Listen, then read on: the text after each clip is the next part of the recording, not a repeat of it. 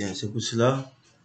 Voilà, donc nous nous retrouvons avec une solde d'assises de 0,45 MPa. Donc voilà. Bien, sur les calculs ici, on peut être comme ça, c'est-à-dire ici ça peut être myope, c'est-à-dire à l'élu, ici ça peut être linéaire. Nous avons les coefficients de sécurité sur les laisses et l'élu au Q et au G. Voilà, donc ici, si on fait prise en compte du poids de terre sur la semelle, vous allez voir que euh, le volume de la semelle va augmenter, sa section va augmenter. On va le faire tout de suite, vous allez voir. Les altitudes et la majoration de la portance du sol si on a le coefficient du vent.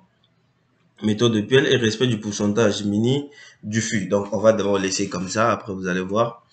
Bien, expertise. Bon, la sortie, c'est mise en page. Ok, vous pouvez choisir si c'est A4 ou A3. Vous pouvez choisir quelle est la mise en page qui vous intéresse ici. La sortie encore, choix de l'échelle, composition de la notice, choisir. En fait, choisir, je peux décocher tout ça. Ok, je peux décocher tout ça, laisser des dessins d'armature d'abord.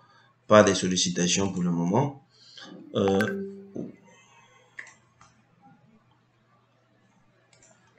Ok, sortie encore, liste d'impression. Ok.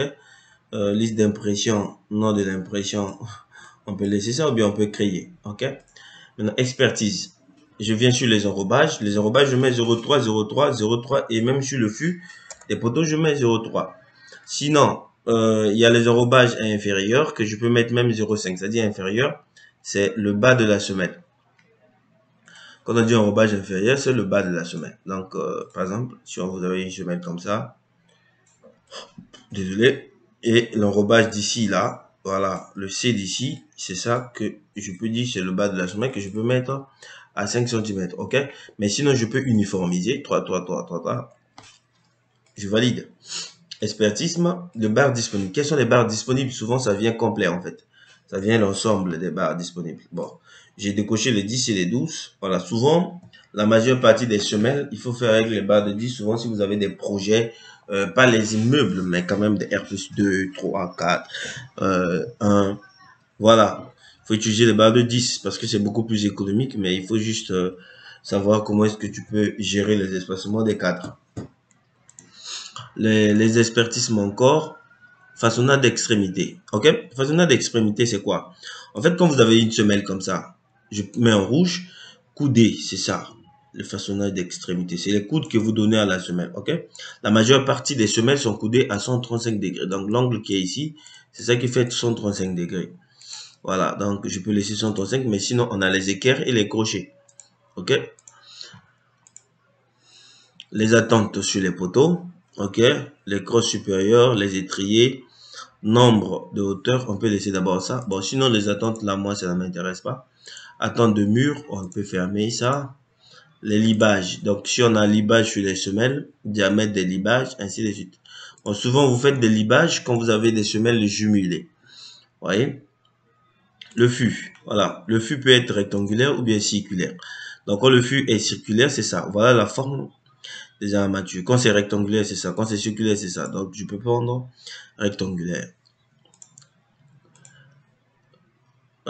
Façonnage de sécurité, structure de ferraillage, ok, c'est ça qui est important.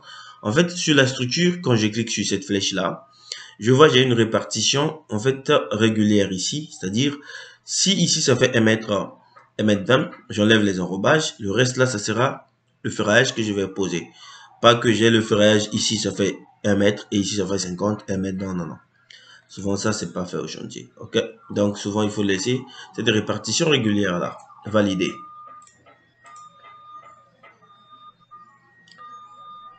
Ok, donc c'était un peu ça sur l'ensemble des petits paramétrages qu'on a fait ici.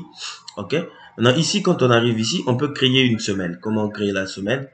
Voilà, je vais cliquer ici. Ok, le logiciel me dit je peux avoir une semelle isolée, une semelle un peu filante et une semelle filante sur mur. Ok, ici si je clique ici, vous voyez que c'est la largeur et la longueur, semelle, niveau de fond de fouille, et ainsi de suite, grand A et grand B. Ça, c'est carrément le voile qui est là. Je prends une semelle isolée sous poteau. Parce que quand tu prends ici, il me dit quelle est la longueur et la largeur du voile. Je clique ici. Ici, quand je clique ici, c'est carrément le mur. Donc, je prends cette semelle isolée sous poteau. On me dit quelle est la section du poteau. Ça peut être sous poteau, ou bien poteau circulaire, ou bien rectangulaire ou carré. Ici, je vais dire que j'ai un poteau de 15, 30.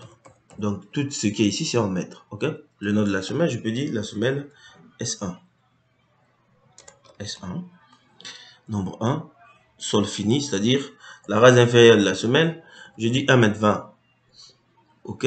J'ai dit le béton de propriété, c'est 0,05 qui est équivalent à 5 cm. Et la rase supérieure de la semelle. En fait, la rase supérieure de la semelle, c'est quoi? Le niveau à rase supérieure de la semelle, en fait, c'est le niveau supérieur, le niveau inférieur, c'est-à-dire le niveau de fond des fouilles, moins l'épaisseur de la semelle. Donc, je vais dire par exemple 0,40 et 0,8 parce que je vais essayer de prendre par défaut une hauteur de 0,40. OK? Je vais prendre les semelles de 1,50 m, par exemple, 1,50 m. Je prends des sections au hasard. OK? Je fixe pas. Si je fixe ici, je clique ici, en fait, le logiciel sera incapable de changer cette section si la charge dépasse cette hauteur ou bien les côtés qui sont ici. Voilà, donc j'ai fait ça. Et puis qu'est-ce que je fais? Je valide. OK, j'ai le coffrage de ma semelle ici présent.